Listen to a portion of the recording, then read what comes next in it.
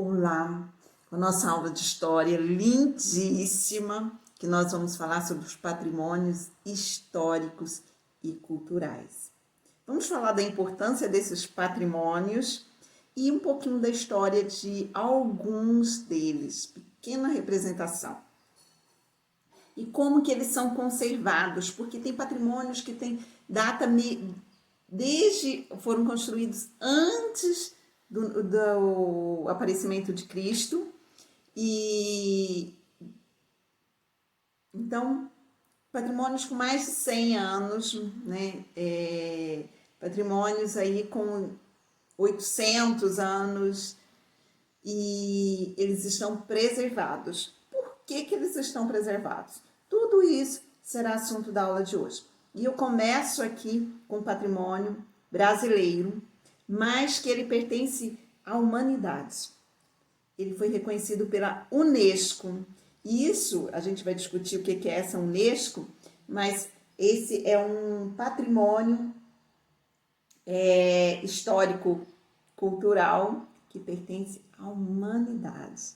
Então, ele tem começo com ele porque ontem, que foi Dia das Crianças, da Padroeira do Brasil, foi também aniversário do Cristo Redentor, lá dessa estátua, lá no Rio de Janeiro, que recebe tantos turistas do Brasil e do mundo inteiro. E ele é das mais diversas religiões, então não é algo... ele pertence à humanidade, ele não pertence aos católicos, ele pertence à humanidade. E é realmente uma estátua muito bonita, né? Que encanta a gente aí pela sua beleza e grandiosidade.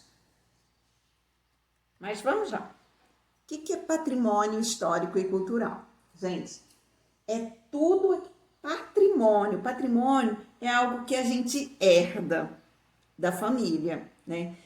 Por exemplo, o patrimônio da sua família é a sua casa, é o seu carro, esse é o patrimônio. Ele é da família, ele pertence à família. Hoje pode pertencer, digamos aí, a sua mãe, ou pode pertencer a seu pai, mas ele é o patrimônio que vai ficar dentro da família. Ele vai ser deixado para você. Olha só, tudo aquilo que foi deixado pelos antepassados e que representa uma importante fonte de pesquisa. Então, patrimônio histórico é isso. Ele foi deixado para nós, né? Ele pertenceu a uma comunidade, mas que foi muito marcante e que faz parte, foi a construção da nossa história. Então, ele foi deixado por esses povos antigos que viveram no passado, foi deixado, e que representa a importante fonte de pesquisa e preservação da cultura, de conhecimento histórico e por aí vai. Então, o patrimônio histórico é isso. É uma herança deixada para nós. E que nós vamos conservar para deixar para os futuros. Localidades, algum local que é considerado que é patrimônio histórico e cultural, ou algumas construções aí antigas, ou monumentos históricos, se tornam patrimônios históricos e culturais porque foram importantes para um grupo de pessoas ao longo do tempo. Foi muito importante para determinados grupos.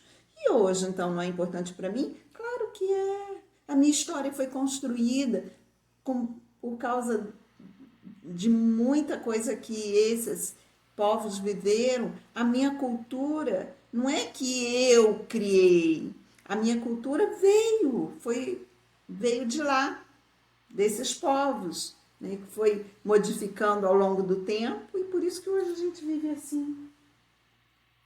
Então, é importante para um grupo de pessoas ao longo do tempo. Representam uma época, um acontecimento de destaque, uma cultura, uma religião. Então, eu já vou falar para vocês o seguinte: um patrimônio, ele não é só...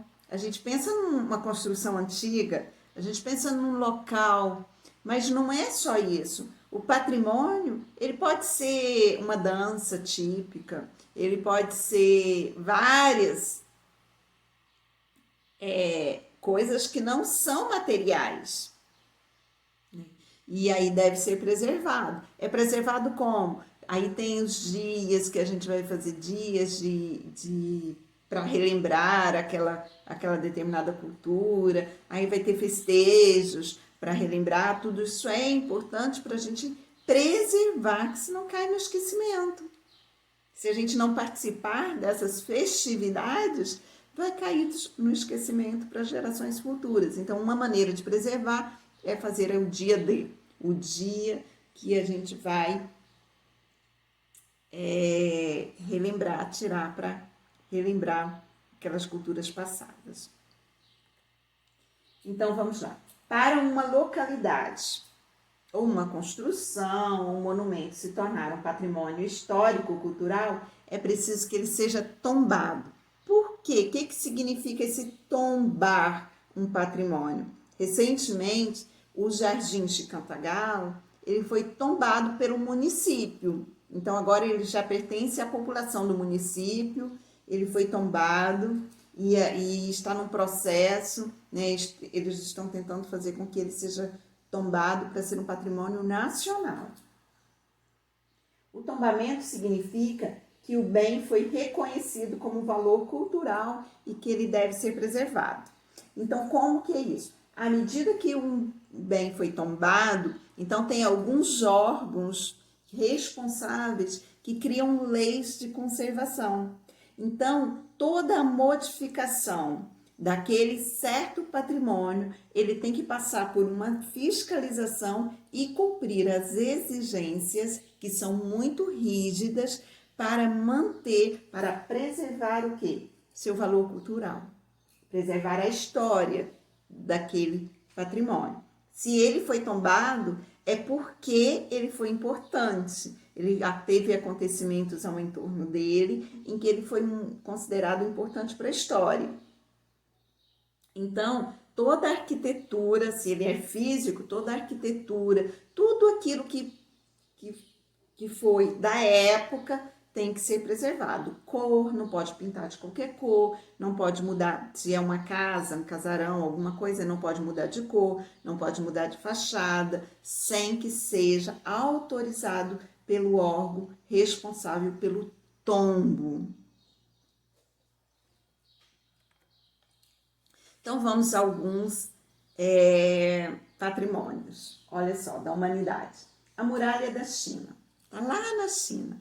Gente, a história dessa muralha, essa muralha é tão grande, foi construindo, o imperador da época, lá na China, ele tinha, existem algumas, ela foi construída antes de Cristo. Então, a história é muito antiga e muita coisa se perdeu do porquê. Né? Alguns falam que eles foi construída para diminuir invasões, mas que a China naquela época não era ameaçada a invasões. Parece que o imperador ele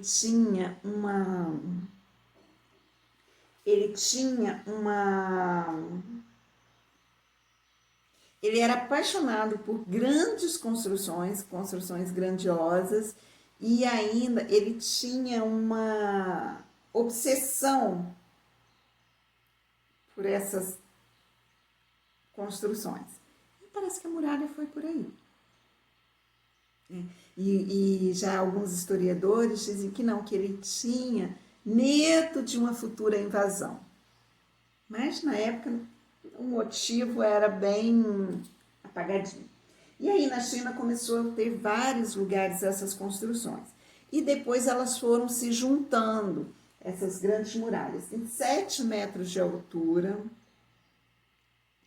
mais de 21 mil quilômetros de comprimento, 21.196 quilômetros de extensão, as muralhas. E elas não foram todas construídas no mesmo período, né? Pararam, aí depois parece que por uma real ameaça de invasão deram continuidade às construções das muralhas e para limitar povos, a migração, tudo isso para controlar. Então, eles voltaram com as construções.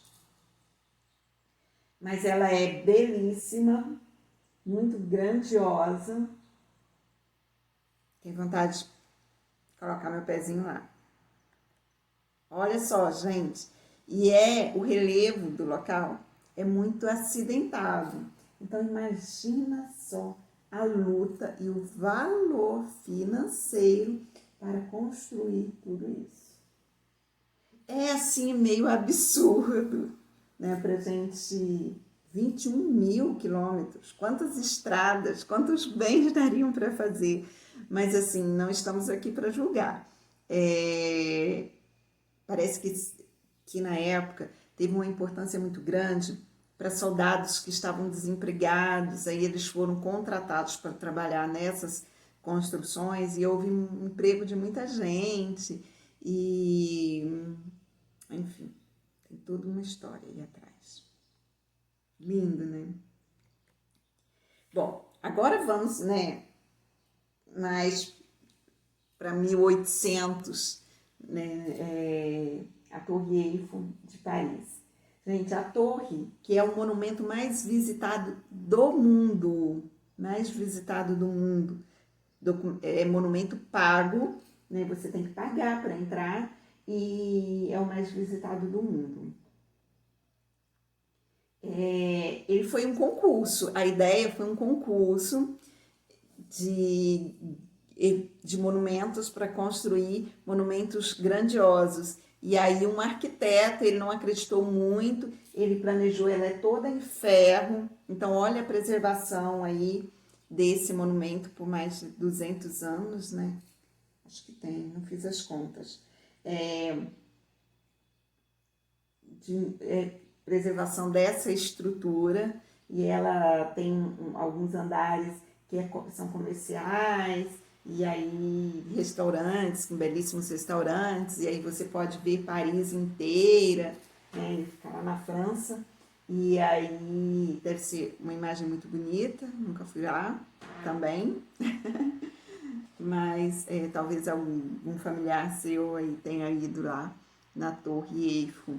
Então explore, ou não sei, talvez até você, mas aí conte para nós como que é a sensação de estar nessa grandiosa Torre Eiffel. Deixa eu ver a altura. 324 metros de altura. E durante muito tempo ela foi considerada o monumento mais alto do mundo. Hoje já não é mais. Olha a estrutura toda em ferro. Imagina você aqui no chão, na rua, olhando para essa estrutura toda. Ela é belíssima. Então aqui tem, né, setores comerciais. Vamos lá para o nosso Brasil, Rio de Janeiro, Cristo Redentor. Então, o Cristo, que ele fez aniversário ontem ele fez, deixa eu procurar aqui, 89 anos o Cristo fez. Peguei essa imagem aqui porque está aqui a floresta da Tijuca, né, que a gente já viu sobre ela. Então, belíssimo, eu queria olhar essa floresta lá de cima. Também não fui. No Brasil, deixa eu ver, 38 metros de altura, somando com esse pedestal aqui, tá? Ele tem 38 metros de altura. E a ideia dessa estátua surgiu lá no período imperial. Era para ser uma estátua de homenagem à princesa Isabel, né? E aí quando ela foi, ideia acho que foi até de um padre, que era para fazer uma homenagem à princesa Isabel. Quando ela assinou a Lei Áurea que libertava os escravos, então aí falaram que ia fazer a estátua em homenagem a ela. E ela não aceitou. Ela disse o seguinte, que não ia fazer essa homenagem a ela. Precisava então ser feito a estátua do ela como eles queriam fazer homenagem a ela porque houve uma grande redentora. Ela falou, não, quero do real e grande redentor, que é Cristo. Então fizeram o Cristo Redentor, atendendo isso. Essa fala dela. Que mais que eu quero falar? Ele é um patrimônio, hoje é uma das sete maravilhas do mundo moderno, e ele é um patrimoniado pela Unesco. A gente ainda vai ver o que é isso hoje. Patrimônio mundial da humanidade, é patrimônio histórico e cultural da humanidade. Não é mais só do Brasil, só dos brasileiros para se orgulhar. O mundo pode se orgulhar. Então agora vamos lá para a Itália, cidade de Pisa. E aí tem a Torre de Pisa. Gente, a Torre de Pisa, ela foi construída e ela né, para armazenar ali os sinos que são tocados para serem ouvidos pela cidade toda. A Torre de Pisa, ela teve alguns problemas, então ela tem uma inclinação. Você vê que ela está tortinha, ela tem um ângulo de inclinação, já teve mais, já tentaram consertar várias vezes. Ela está ela precisa sempre passar por restauração, está ameaçada de cair, por causa desse defeito na construção. Então, o que foi? Esse solo aqui onde a torre, ela fica nos fundos da catedral, e esse solo onde ela foi construída era um solo um pouco compactado.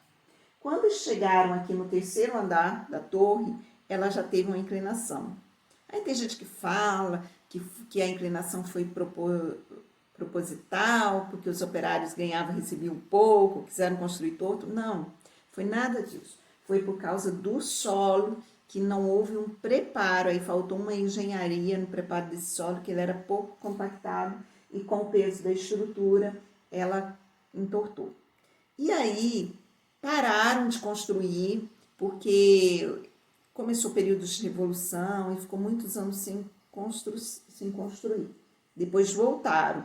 Quando voltaram, eles tentaram consertar esse problema. Aí, durante esse período, o solo já compactou mais naturalmente, e aí já estava seguro para que ela pudesse suportar a construção dos outros andares. Então, o que aconteceu? Fizeram uma tentativa, fizeram alguns andares mais estreitos de um lado para que acontecesse aquele equilíbrio. E aí ela ficou piorou a situação, porque ela ficou meio curva, ficou meio torta, então piorou ainda mais. Mas aí, depois de um tempo, ela inclinou um pouco mais, e aí eles fizeram uma restauração, voltaram alguns ângulos aí, e essa torre está lá, tortinha, suportando 847 anos. Ela tem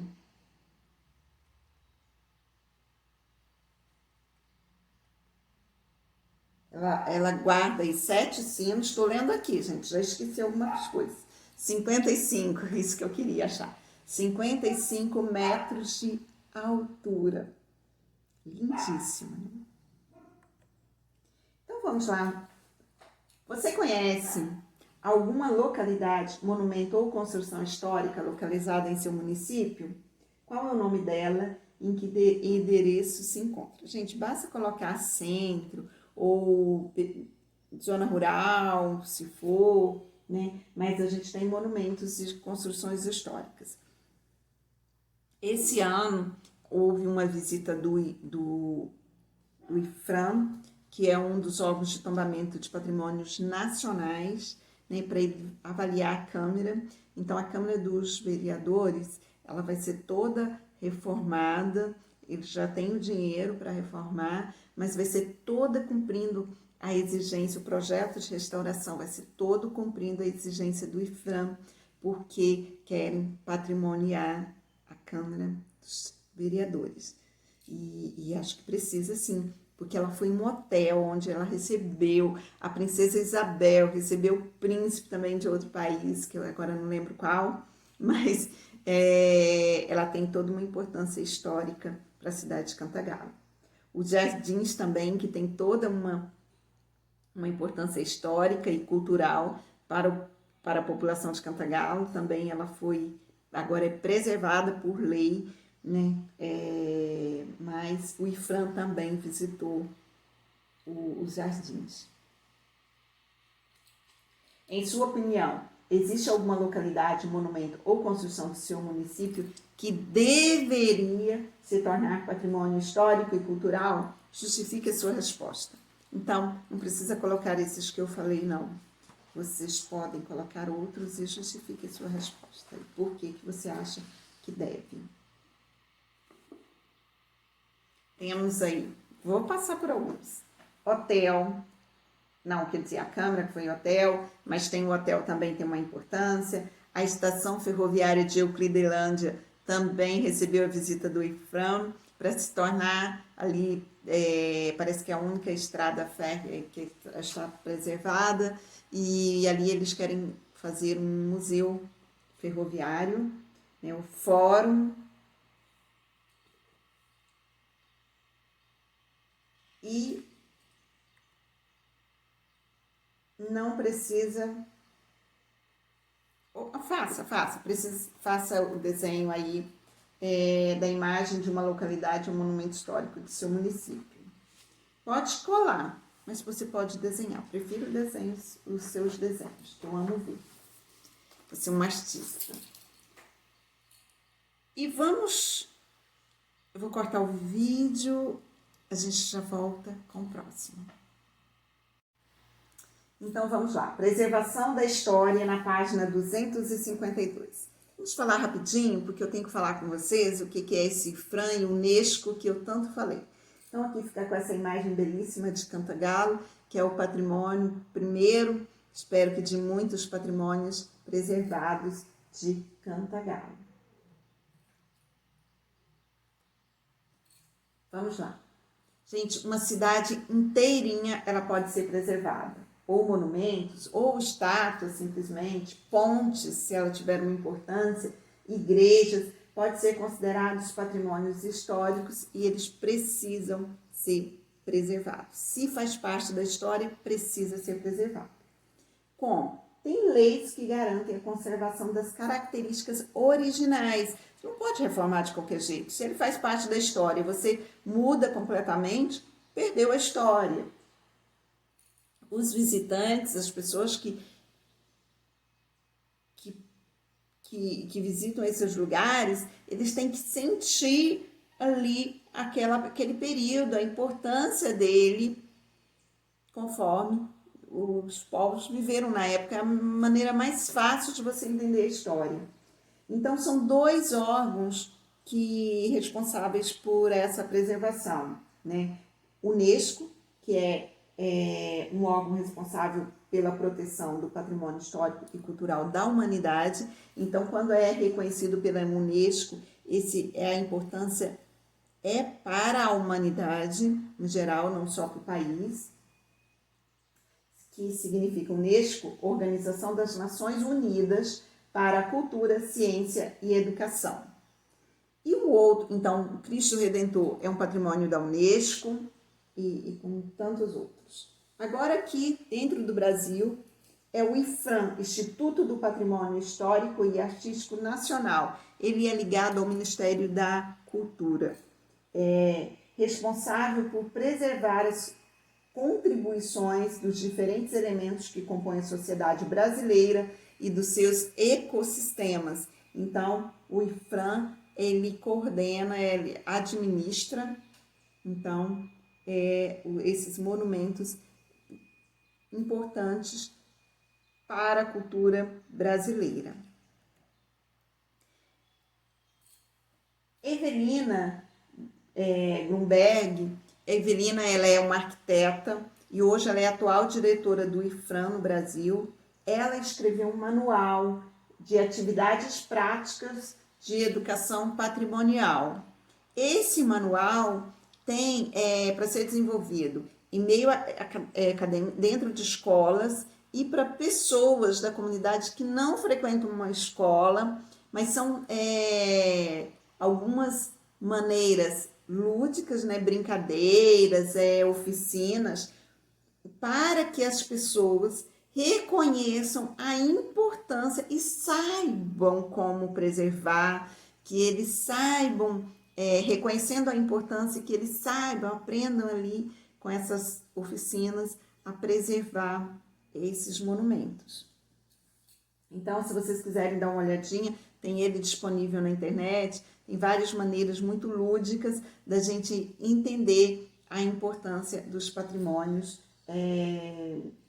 históricos e culturais. Termina a minha fala, quer dizer, termina essa parte com essas observações aqui que tem no livro de vocês. É preciso preservar os patrimônios históricos e culturais, não só por serem construções antigas, de jeito nenhum, mas também porque a preservação da memória de um povo está diretamente ligada à conservação deste patrimônio. Quando isso se perde, as pessoas param de visitar porque não tem nada para ver e as pessoas param de falar sobre aquilo. Então a cultura se perde. Então por isso eles precisam ser preservados, para preservar a história. Aí alguns. Santuário de Bom Jesus de Matozinhos, em Congonhas, já falamos sobre ele. Então, são as obras de Aleijadinho, e que tem uma importância muito grande lá para quem visita. E esse patrimônio aqui, ele é reconhecido pela Unesco, um patrimônio da humanidade, e ele é ameaçado, sabia? Por causa das barragens lá de Minas. Se houver rompimento de uma certa barragem lá de Matozinho, isso aqui pode se perder. Rio de Janeiro, na Lapa, um dos bairros mais famosos do Rio de Janeiro. Então, para quem já passou isso daqui, é lá, deixa eu ver que ano. Essa imagem, acho que ele foi construído em 1600, poucos depois, os Arcos da Lapa, construído pouco depois que os portugueses chegaram, então 1600. Então, o que acontecia? Começou a construção, mas eles tinham um problema de falta de água no Rio de Janeiro. Então, a água não conseguia chegar a alguns bairros. E esses arqueodutos, na verdade, era para levar a água do bairro do Rio Carioca até uma fonte no Largo da Carioca. Aí de lá, do Largo da Carioca, ele distribuía até a Praça 15, e aí fazia distribuição para a população. Então, isso daqui é para levar a água. Funcionou durante um tempo, mas depois não precisou mais. Acho que essa foto data de 1800, tá? Então, por que eu coloquei essa foto? Observe bem essa paisagem, as construções no entorno, para vocês verem a modificação com o tempo. Muitas construções no Rio de Janeiro, eles seguem tem essa fachada, aí esses arcos, né, por causa do arqueoduto. Olha só, esse é aquele mesmo lugar, lá na Lapa. Eu vou mostrar, fixa aqui é uma foto maior. Olha só o arco aqui, ó. O arqueoduto tá aqui, ó. É um lugar visitado, é um ponto turístico, ele é patrimoniado e mudou completamente a cidade do Rio de Janeiro daquela época para cá. Mas os arcos estão preservados, graças às leis do IFRAM. Agora vamos lá. Você sabia que os patrimônios culturais são divididos em materiais e imateriais? Já falei isso para vocês. Patrimônio cultural material são sítios arqueológicos, prédios históricos, patrimônio material, ele tem, né, palpável. Agora, patrimônios de vários museus e vários outros tipos, que são materiais.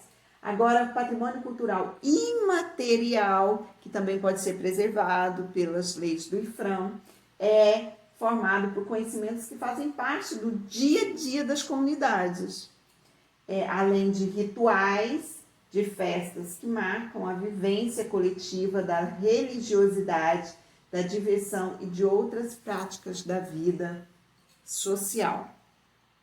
Então, aí tem os patrimônios imateriais, pode ser dança, pode ser músicas, pode ser algumas religiosidades, né, que a gente sabe que tem todas as religiões, tem tem a questão cultural também, que ela deve ser preservada e respeitada. Então, são dois tipos, materiais e imateriais. Agora, vamos fazer algumas atividades. Lá na página